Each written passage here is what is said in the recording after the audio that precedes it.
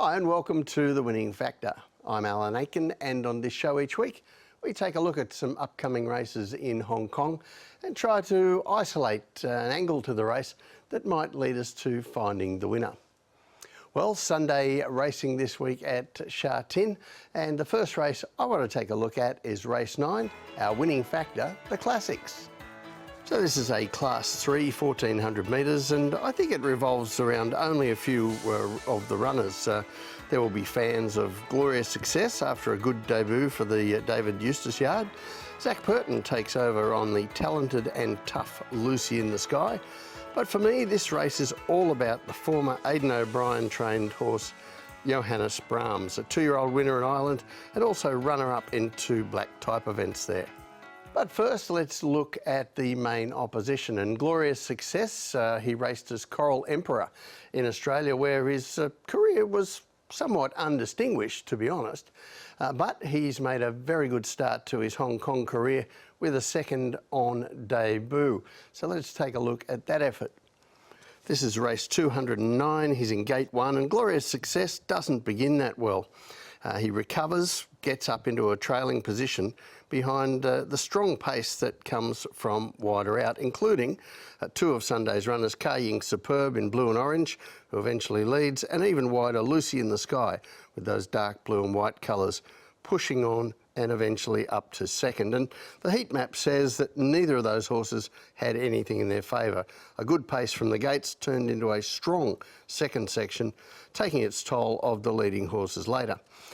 Now, one of those who was up there early was the eventual winner, Charming Legend, in the white and red, but he came out of the speed early enough to keep something for the finish.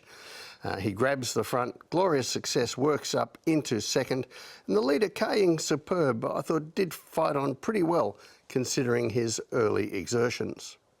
So some good efforts there from the horses that we're going to see again in Sunday's race, and I'm sure that there will be plenty of fans of Glorious Success to once again get a nice run from an inside draw. But I really want to focus attention here on Johannes Brahms. Now, he's raced twice in Hong Kong. The first time from a wide gate, he went forward and had a little bit to do, and both of his runs have been very good. We're going to have a look now at the second of them. This is race 248, and he's in gate 4 here, mauve colours, and as soon as the gates open, we see him get poleaxed from the outside by Beauty Crescent, another of Sunday's runners, who himself got interference from his outside. Now, Lucy in the Sky in gate 8 misses all of that and pushes forward wide with some cover, but Zach Purton has to settle Johannes Brahms this time towards the rear. The heat map shows the pace wasn't actually especially slow, but it wasn't giving much help to those at the back either. One of those is the winner, Mark Wynn, in green and red, who comes to the outside, sprints hard down the middle of the track to go on and win, while Johannes Brahms looks for runs through the field. It isn't totally clear sailing for him, but he does close well into 4th placing. Now, bear in mind that race was on International Day, so there were a lot of very talented horses running big sectionals at the end of races. But Mark Wynn, the winner there, was able to record a final 400 metres slower only than the 2nd and 3rd place getters from the Hong Kong sprint. While Johannes Brahms, well, he ranked 24th on the day with his final 400 metres. But as you saw there, he could have done a bit better than that with clear running. And he also had a much bigger weight than Mark Wynn to carry there, so the run was full of merit. When we go to the map, I guess the way those 2 races he's run have turned out doesn't make him the easiest to predict. As I mentioned, he was outside the lead in his Hong Kong debut from a wide draw when the early pace was slow. And then we didn't get any guide last start to his tactical speed because he got knocked down. But I suspect he'll be somewhere closer to the speed this time from an inside gate, and hopefully with a trouble-free run in the early stages for James McDonald. And in a race that I think will be soundly enough run despite a scarcity of leaders. Superb Boy, well, he's often raced right on the pace in similar events, but I suspect both Lucy in the Sky and especially Ka-Ying Superb are at least as quick as him, and they will be looking to get forward and across from wide draws, and that will help the pace along. But the tip from me in race 9 is Johannes Brahms. His winning factor, the classics. Now, I've no doubt this horse was bought as a potential Derby horse for Hong Kong, and he's kind of reached the put up or shut up part of the script. He's run very well both starts with differing types of bad luck, but he looks to get a nice map on Sunday, and this is the moment where he's got to throw down the gauntlet if he's going to be a player in the Classic Mile. I think he will. The other race I'm looking at for Sunday's meeting is race 10, and our winning factor is the pace. A very good Class 2 here, a very deep race indeed, 1,200 metres, and up the top we have the only horse to have beaten Ka Ying Rising, twice if you don't mind, Wunderbar, and he will have fans, as will his stablemate Raging Blizzard, a talented run-on horse, Gorgeous Win. Bottom Up Together had some internal issues to overlook last time.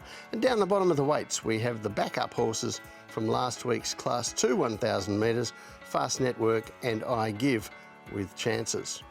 So I think there are any number of places where you could look for the winner here. It's a tough race, and I think the wide gate and big weight are going to give Wunderbar a little bit to do. So I'm preferring his stablemate Raging Blizzard to beat him home, and he hasn't had a lot of luck himself in 3 starts from quite a lengthy break, so he at least should be fit now. Let's have a look at his most recent effort on the dirt. This is race 227. He's in gate 9 here, blue, black and yellow colours, and jumps well. But he doesn't have the pace to make that count because there is plenty of pace inside him, holding him off the track. And his rider, James McDonald, tries to drift back to get in closer to the rail, but it doesn't really happen. He covers ground throughout the race, and that counts against him late, although he does try hard. Now, the winner, Sing Dragon, here is in yellow and pink. He's also in Sunday's race, and he trails the leaders before claiming the front at the 200 metres and getting the result, while you can see Raging Blizzard tires late. So a forgive run there for Raging Blizzard. He had too much to do in running. He draws better on Sunday and should have more for the finish. As far as the winner of that race goes, Sing Dragon, he's won 4 races in Hong Kong, all on the dirt. So switching across to the turf on Sunday, I think he still has to show us that he is as good on that surface. But if we go back 7 days, a Class 2 down the straight was another key lead-up for this race on Sunday. And in that race, the favourite was unquestionably Fast Network. Now, he'd won 3 out of 4 going into the race, was desperately unlucky in the other one, and should have been unbeaten heading into that race. And punters were well aware of it and sent him out as a 1.3 favourite to win again. However, things didn't all go to plan.